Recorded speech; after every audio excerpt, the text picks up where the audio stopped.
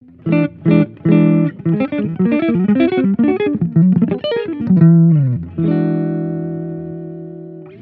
folks, Lee Wraith here for Ibanez UK, and today I'm going to give you a little bite-sized bit of information on how to incorporate the whole tone scale into something that you probably already know very, very well, and that's like a 12-bar blues progression. The jazzers obviously out there will be using it all the time, and they use it primarily, quite a lot of the time, over dominant 7th chords, and that's where it fits into a blues progression because it's filled with them.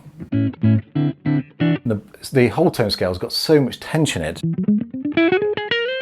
it's probably best suited on the last chord of your chord progression. There, because that's where you want all that tension and pull to bring you back to the first chord, or the end of a chord progression. So that's where we're going to stick it. So as we all do, you know, over a typical 12-bar blues, you're going to play the blues scale, aren't you? You know, whatever licks that you've learnt over the years to get round that chord progression. So what I'm going to do is I'm going to show you how to incorporate the whole tone scale just to break you out of the box. If you don't already know what the whole tone scale sounds like, here it is, and I'm going to play it in, I'll play it in a couple of positions for you. Let's say we're going to play a 12-bar blues in A. So that means our turnaround chord, our last chord in the 1, 4, 5 is going to be E, or E7 or E9. So whole tone from E looks like this.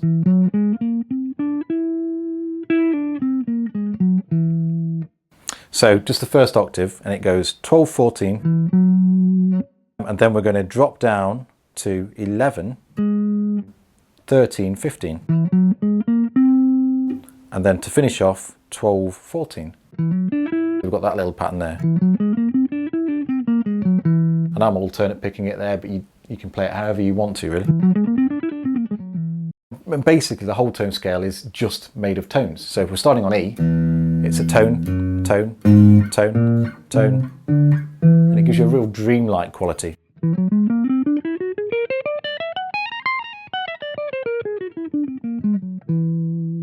And that's a really quite easy pattern to run down, to be honest with you. You can just play a 3-note per string pattern if you like. You'll get a few repeated notes as a result of that, but it doesn't really matter.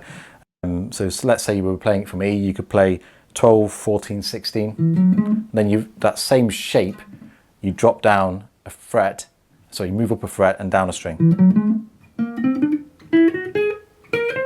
And that continues until you get between the G and the B strings, which are the same frets.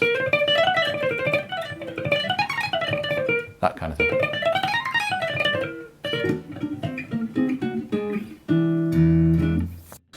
So that's the shape, and you can play it from your chord here. So there's your E, so you're just playing tones from that particular E.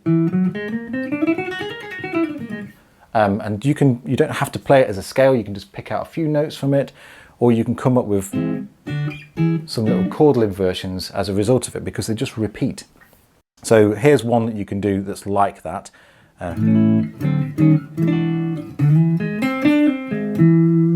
Simple, really. We're going to play the 7th fret on the A string, 6th fret on the D string, 5th fret on the G string, and then up to 7. And if you're feeling adventurous, you could use your little finger and jump up to 9. And you don't have to do it as a sweep, but all those notes.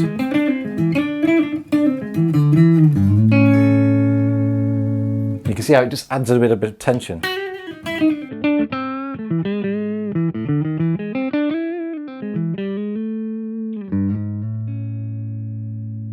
So that's handy for blues, it's handy for pretty much everything, really.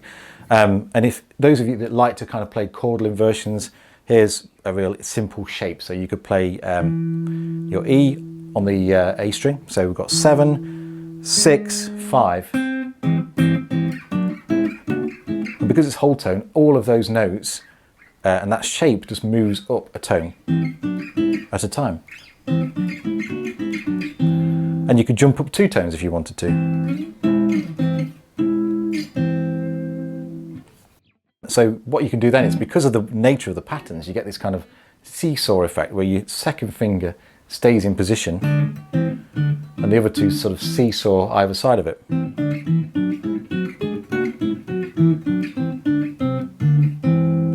So Django Reinhardt tended to do that kind of stuff quite a bit.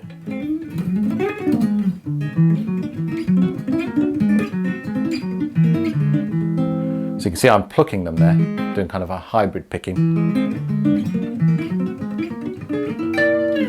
So you can do anything you want with it. It's just really useful. Think of it this way: you can play whole tone from the root of your 7th chord, and it works best really in a blues progression on the last chord, because that's where all the tension is, to pull you back to that resolution to the major.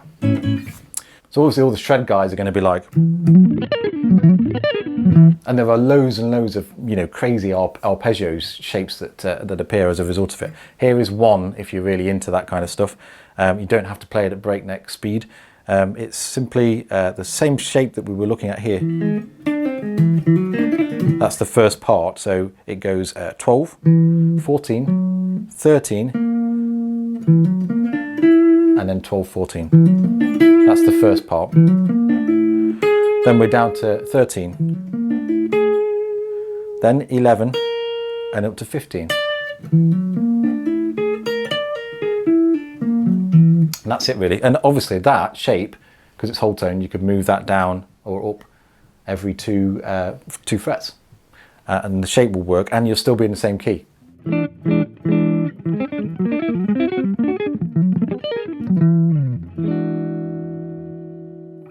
So if you already knew the whole tone scale, then hopefully you've picked something up about how you could apply it to something like that. And if you've never touched it before, then hopefully this has been of some use to you as well. So hopefully we'll see you again soon for a few more of these videos.